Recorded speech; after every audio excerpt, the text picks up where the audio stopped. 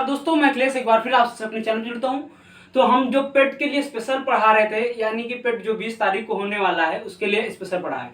तो एक पहले सूचना कि हाँ, बहुत जगह पे मैंने देखा कि वायरल हो रहा है कि पेट का एग्जाम पोस्टपोन किया जा रहा है। ऐसा कहीं कुछ नहीं, अभी ऑफिशियल कुछ नहीं है। तो आप सभी लोग अपनी मेहनत करिए। 20 अगस्त को जैसा बताया जा रहा है वैसे ही एग्जाम की अभी डेट रखी गई, वैसे ही होने वाला है। अगर कोई ऐसी सूचना होगी तो हम अपने टेलीग्राम पे कहीं पे आपको इन्फॉर्म कर देंगे, चाहे यूट्यूब पे भी कर सकते हैं, ठीक है। तो चलिए देखते हैं, आज हम अपना कंटिन्यू करेंगे। तो आज हम पढ़ेंगे पार्ट 6, यानी कि जो कॉन्स्टिट्यूशन का पार्ट 6 है उसके बारे में पढ़ेंगे। उससे पहले दोस्तों आप सभी से हाथ जोड़ के विनम्र निवेदन है, फिर से कहना चाहूंगा, रोज की तरह चैनल को लाइक करो, शेयर करो, सब्सक्राइब करो। इस पसीने की कीमत तो कम से कम दे दो, इतनी मेहनत इस पसीने की कीमत की दे दो कम से कम।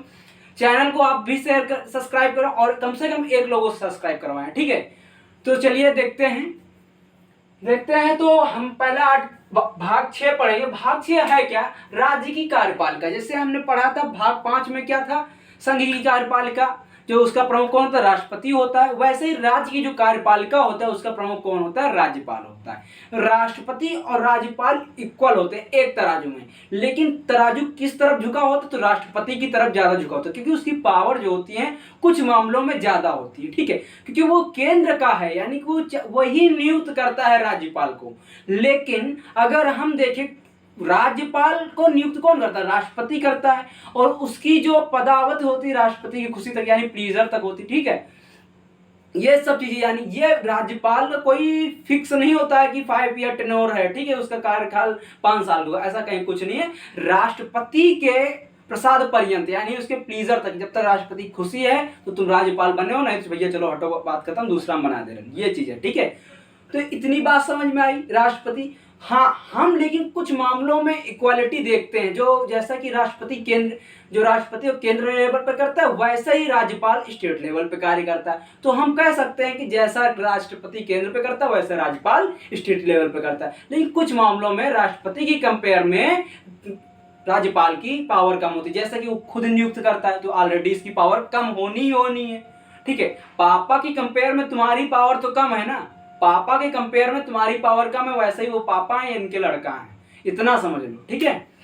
तो चलिए देखते हैं। तो पहली बात तो आर्टिकल नंबर 152 से, यानी 152 से लेकर 237 यानी 237 तक भाग 6, जिसकी राज्य की कार्यपालिका के बारे में विस्तार, यहीं पे हम गवर्नर पढ़ाएंगे और मुख्यमंत्री पढ़ाएंगे और महान्यायवादी, सब कुछ पढ़ाएंगे इसी के अंतर में, ठीक है। तो चलिए देखते हैं। तो 152 जो था वो क्या क्या राज्य की परिभाषा बताएगी कि राज्य की परिभाषा क्या होती है, तो उसको मैंने ड्रॉप कर दिया। अगर तुमसे पूछा जा रहा है कि राज्य की परिभाषा, ये ऐसे क्वेश्चन आते ही नहीं है, फिर भी जानकारी के लिए आप याद कर लीजिए, मेरे एक एक वाणी, एक एक शब्द को ध्यान से सुनिए, आपकी बहुत मदद करेगा किसी भी एग्जाम में जाए।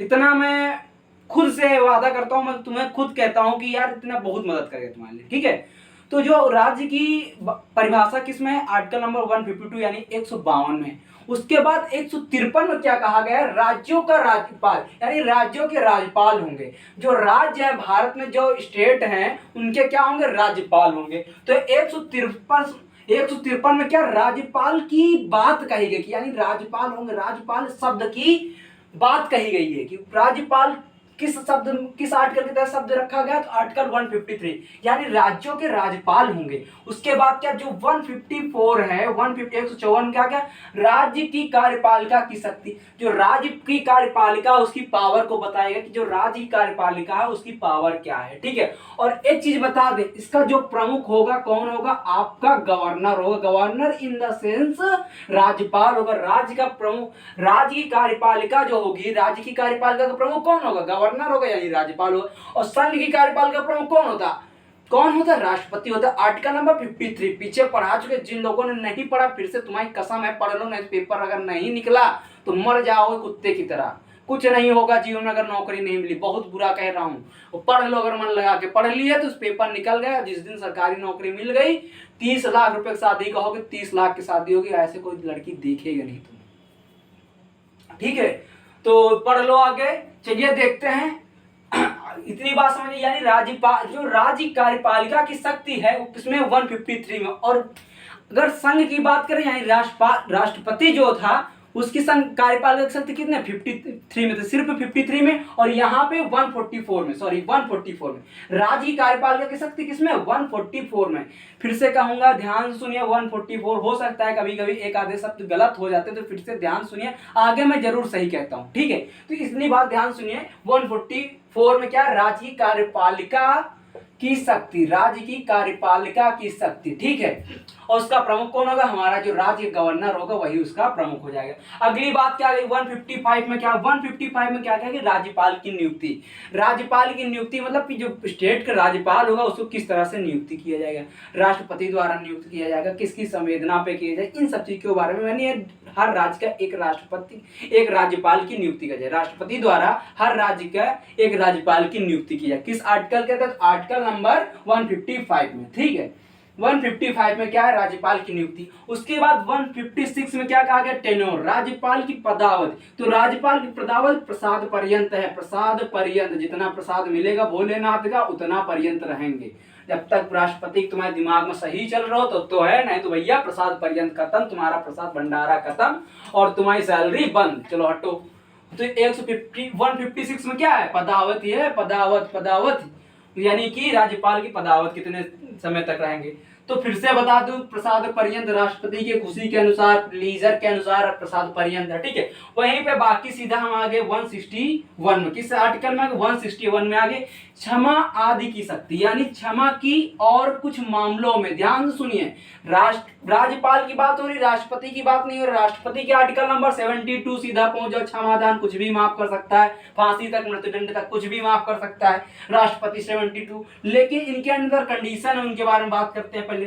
क्या है 161 में, क्षमा आदि की और कुछ मामलों में दंडाशेष के निलंबन, परिहार या लघुकरण करने के राज्यपाल की शक्ति, यानी राज्यपाल के पास शक्ति है कुछ मामलों में क्षमा करने और कुछ मामलों में दंडाशेष के निलंबन, परिहार या लघुकरण करने की राज्यपाल की नियुक्ति। यानी किसी की सजा वो कम कर सकते हैं, तरीका बदल सकते हैं, ठीक है, इन सब चीजों की शक्ति है। लेकिन अगर कोई व्यक्ति की मृत्यु दंड दिया गया तो उसको माफ नहीं कर सकते। कौन कौन सी, मृत्युदंड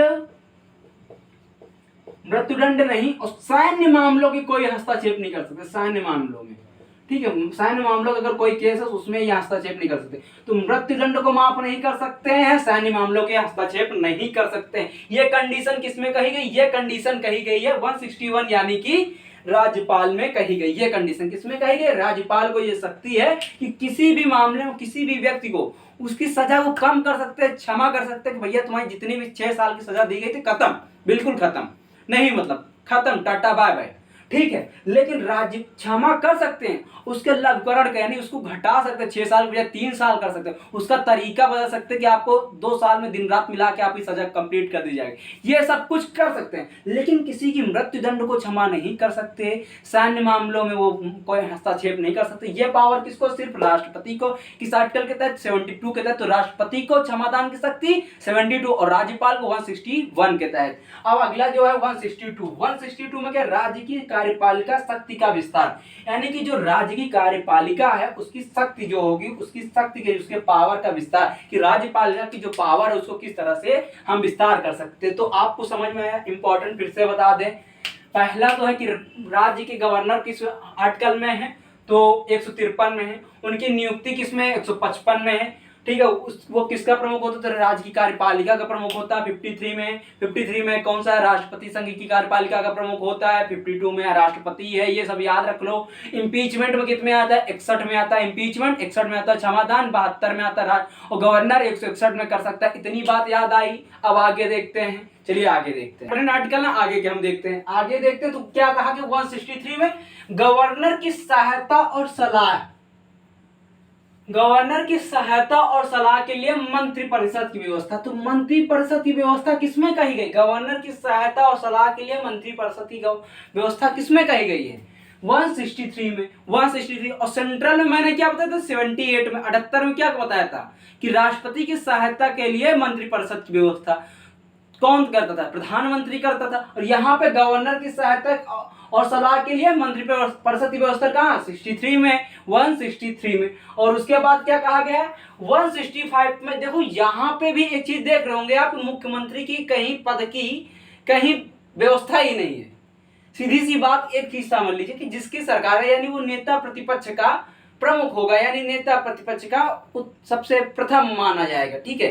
नेता प्रतिपक्ष का प्रमुख होगा, वही होगा मुख्यमंत्री, वही होगा प्रधानमंत्री, सीधी सी बात है। और अब सीधी सी बात है, मंत्रिपरिषद जो कैबिनेट होती, मंत्रिपरिषद होती है, उसी के लिए होती है कि राष्ट्रपति की सहायता करे, गवर्नर की सहायता करे। तो 163 में क्या कहा है, गवर्नर की सहायता और सलाह के लिए मंत्रिपरिषद की व्यवस्था।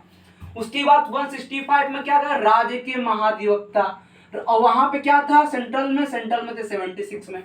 तो राज्य का महाधिवक्ता, देखो सीधे से महाधिवक्ता का मतलब क्या होता है कि राज्य के खिलाफ जैसे कोई केस हो रहा है तो उसमें ये साहब जाएंगे राज्य की तरफ से केस लड़ने, ठीक है। राज्य के खिलाफ अगर कोई केस हो रहा है तो उसमें कौन जाएगी, महाधिवक्ता जाएंगे केस लड़ने, बस इतना सा इनका काम, ठीक है।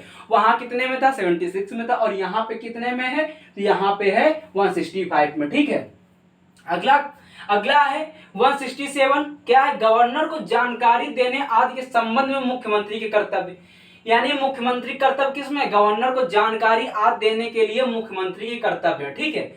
मुख्यमंत्री कर्तव्य किसमें है, गवर्नर को जानकारी देने के लिए आदि के संबंध में मुख्यमंत्री की कुछ कर्तव्य है। कौन सा आर्टिकल है, आर्टिकल नंबर 167 यानी 167 में क्या कहा गया, गवर्नर को जानकारी आदि देने के लिए संबंध में मुख्यमंत्री की कर्तव्य, यानी मुख्यमंत्री की कुछ कर्तव्य होंगे, उनका निर्वहन करना पड़ेगा, किसके उत्तरदायी होंगे, गवर्नर के प्रति। कौन सा आर्टिकल, 167 यानी 167 में कहा गया। वहीं पे 168 168 में राज्यों का विधानमंडल का गठन, यानी कि जो राज्य होंगे वहां विधानमंडल गठन होगा। विधानमंडल का मतलब क्या, विधानमंडल का मतलब समझ रहे हो क्या होगा भाई साहब, जो जहां पे एमएलए विधायक बैठेंगे, मुख्यमंत्री साहब बैठेंगे, गवर्नर साहब बैठेंगे, बजट पास होगा, इन सब चीजों के बारे में, जैसे लोकसभा और राज्यसभा वहां होता था, वैसे यहाँ पे क्या होता है, विधानसभा विधान परिषद होता है। लेकिन कुछ राज्यों में विधान परिषद है, कुछ राज्यों में विधान परिषद नहीं है।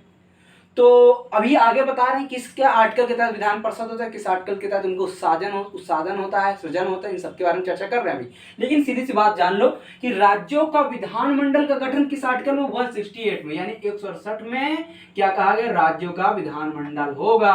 किसमें कहा गया, 168 में राज्यों के विधानमंडल का गठन किया जाएगा। अब देखो 169 में क्या है, राज्यों के विधान परिषद का सृजन या उत्साजन। अब देखो यहाँ पे आ गया विधान परिषद शब्द, जो भी बताया ना कुछ राज्यों में है कुछ राज्यों में नहीं, तो सृजन कर सकते हैं या हटा भी सकते हैं, ऐसा नहीं कि हटा नहीं सकते। हम किसी भी राज्य, कोई भी राज्य अपने यहाँ पे विधान परिषद का सृजन भी कर सकता है, और अगर बना हुआ है ऑलरेडी तो उसको हटा भी सकता है। ये पावर किसमें है, 169 में, आर्टिकल नंबर 169 में है कि राज्यों में विधान परिषद का सृजन या उत्साधन है। और वहीं पे क्या कहा गया 170 में, विधानसभाओं की संरचना। और वहां पे 80 में क्या था, ऐसे था यानी, और 81 में क्या था, एलएस का मतलब लोकसभा, और 80 में था राज्यसभा। लेकिन यहाँ पे देखो एक चीज बताते हैं आपको, विधानसभाओं की संरचना 170 में कही गई है और विधान परिषद की संरचना 171 में कही गई है। अब एक चीज बता दें आपको, यहाँ पे जो हाई, अगर किसी राज्य में होगा तो हाई लेवल पे ये होगा, निम्न लेवल पे यानी लो लेवल पे क्या होगा, लो लेवल पे। देखो लो और निम्न, हाई का मतलब क्या, सीधी सी बात, जो जनता द्वारा चुन के आएगा वो लो लेवल पे हो जाएगा। विधायक, सांसद जनता के दिन के द्वारा थे, यानी वो निम्न सदन के सदस्य होंगे, निम्न सदन के। और जो उन विधायकों के द्वारा चुने जाएंगे वो उच्च सदन के होंगे। उच्च, जैसे विधायक जब वोट करते तो परिषद चुनी जाती है, ठीक है, विधान परिषद के सदस्य चुने जाते हैं, ठीक है। इनका कार्यकाल 6 साल के लिए होता है, फिक्स टेन्योर होता है, ठीक है। ये सब चीजें हर 2 साल में बदलते रहते, 2/3, ये सब चीजें व्यवस्था है, सुव्यवस्थित चल रहा है, हमारा चल रहा है, जैसा चल रहा है चलता आ रहा है, ठीक है। तो अभी सिर्फ आपको डिटेल इतनी जाननी, विधानसभाओं की संरचना कितने कही गई, 70 में कही गई, 170 में। विधान परिषद की संरचना किसमें कही गई, 171 में कही गई। इतनी बात समझ में आई, अगर समझ में आए बोलो बम बम बोले, जय श्री राम। आगे देखो जो भी है आगे पढ़ा रहे हैं, चलिए आगे देखते हैं। आगे क्या है, आगे देखते हैं 175 में क्या कहा गया। 175 में क्या गया, सदन या सदनों में अभिभाषण या उनको संदेश भेजने का अधिकार।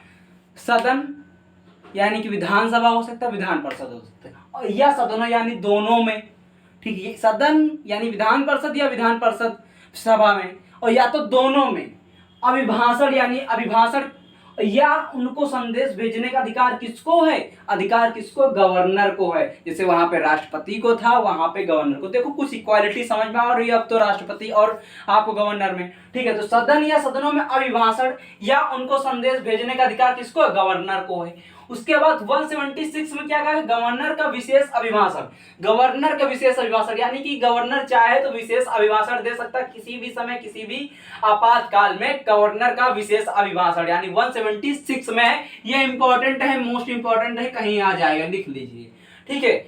उसके बाद 177 में क्या, सदनों के बारे में मंत्रिपरिषद मंत्रियों या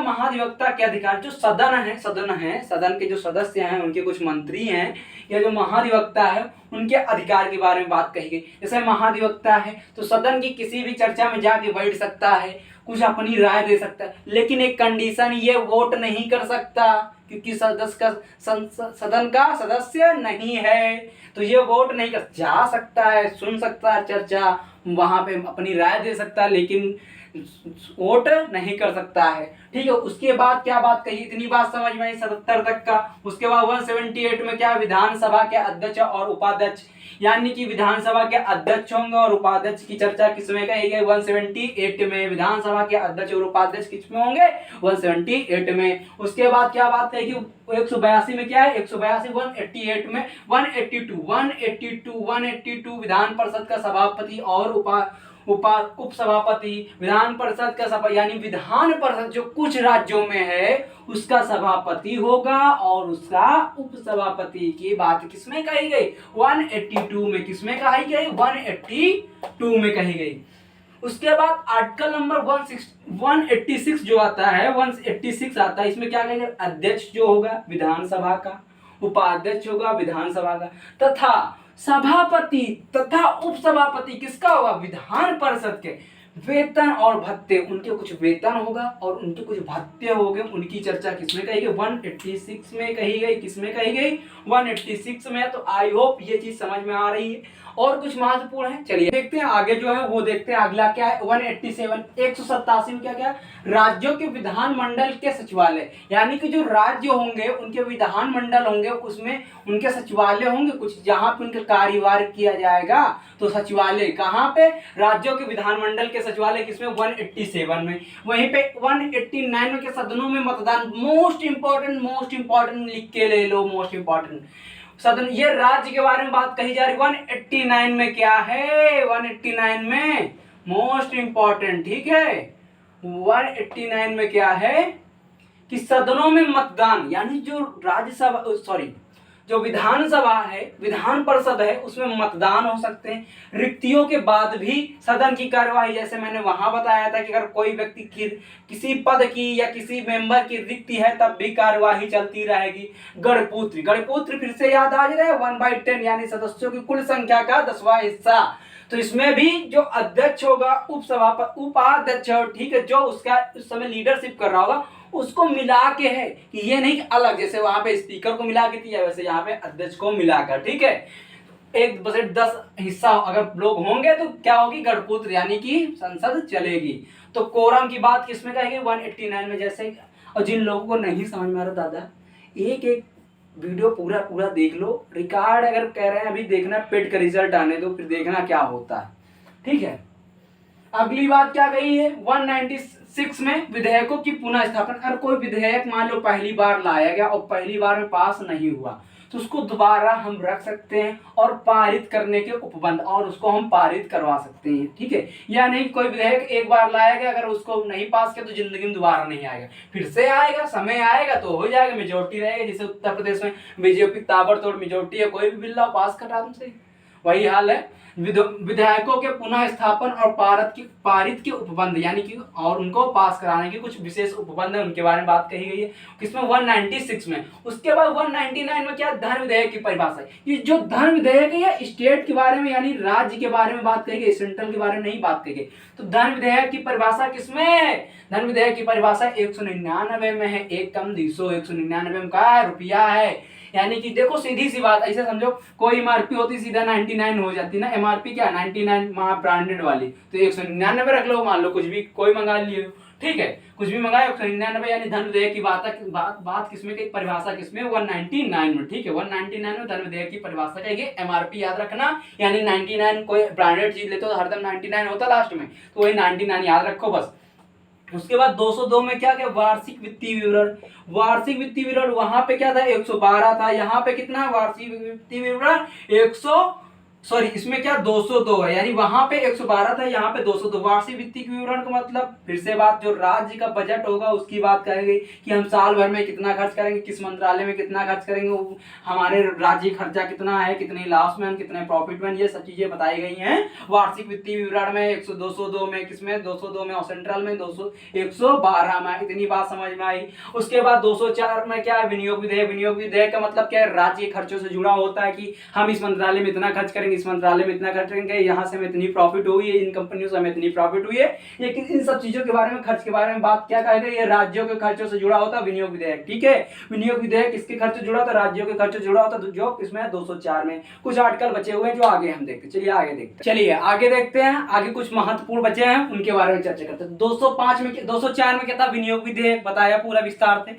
205 में क्या, 205 में अनुपूरक अतिरिक्त या अधिक अनुदान, अनुपूरक अतिरिक्त या अधिक अनुदान, जब मैं सेंट्रल के बारे में पढ़ा रहा था तब भी बताया था, फिर से सुन लो। अच्छा, अनुपूरक का मतलब जैसे कोई कार्य है उसका 100% कार्य हो गया, जैसे ये कोई भी कार्य होता है 100% होता है, उसमें क्या हुआ 80% कार्य कंप्लीट हो गया, पैसा जितना आया उसमें 100% के लिए आया था, लेकिन कंप्लीट कितना हो रहा है 80%। इसका मतलब महंगाई कुछ बढ़ गई होगी, लेबरों का वेजेस यानी उनका जो मजदूरी है वो बढ़ गई, कुछ और वजह से क्या हुआ वो जितना पैसा आया था 80% में खत्म हो गया, बचा जो रिमेनिंग 20% है उसको कंप्लीट करने के लिए जो राज्य सरकार द्वारा पैसा दोबारा मांगा जाएगा उसको क्या कहेंगे अनुपूरक या अतिरिक्त या अधिक अनुदान। अनुपूरक का मतलब ऐसे याद कर लो, अनु छुपा दो, पूरक का मतलब कोई कार्य को कंप्लीट करने के लिए जो अनुदान मांगा जाता है वही क्या होता है अनुपूरक अनुदान। इतनी बात समझ में आई, कोई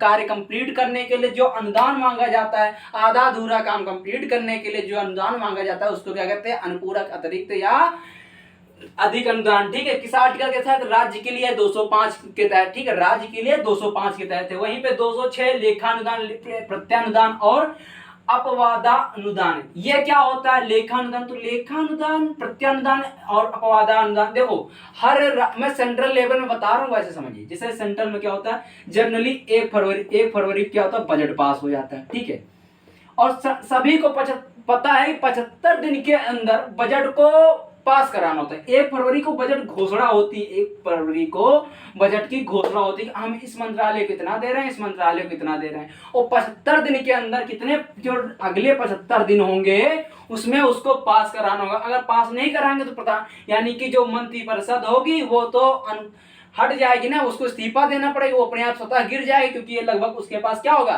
पूर्ण बहुमत नहीं होगा, तभी वो पास नहीं करा पा रहे हैं बजट, ठीक है, तो वो गिर जाएगी, यानी प्रधानमंत्री को अपने पद से इस्तीफा देने पड़ेगा। तो 75 दिन का मतलब क्या 1 फरवरी से जोड़ लो, और 1 फरवरी से 1 मार्च 1 महीना हो गया, यानी 30 दिन हो गए लगभग, और उसके बाद 30 से 31 अप्रैल यानी कि 60 दिन हो गए लगभग। 15 दिन जो बचते यानी 1 से लेकर 15 अप्रैल के बीच का ये जो 75 दिन का खर्चा होता है, 15 दिन के जो 15 दिन का खर्चा होता है, इन 75 दिनों के बाद बीच में जो 15 दिन का खर्चा होता है उसके लिए लेखानुदान लाया जाता है, और ये बिना किसी चर्चा के पास हो जाता है, बिना किसी चर्चा के पास हो जाता है, क्योंकि आपको पता है कि जो हमारा फाइनेंशियल ईयर चलता है, क्या चलता है 1 अप्रैल से 31 मार्च फाइनेंशियल, जो 15 दिन होते हैं, यानी 1 अप्रैल से लेकर, और ये जो 15 अप्रैल के बीच में जो समय होता है, इनको चलाने के लिए, राज्य को चलाने के लिए लेखानुदान प्रत्यानुदान और अपवादानुदान जो आता है, इसको क्या कहते हैं आर्टिकल 206 के तहत आता है। इतनी बात समझ में आई।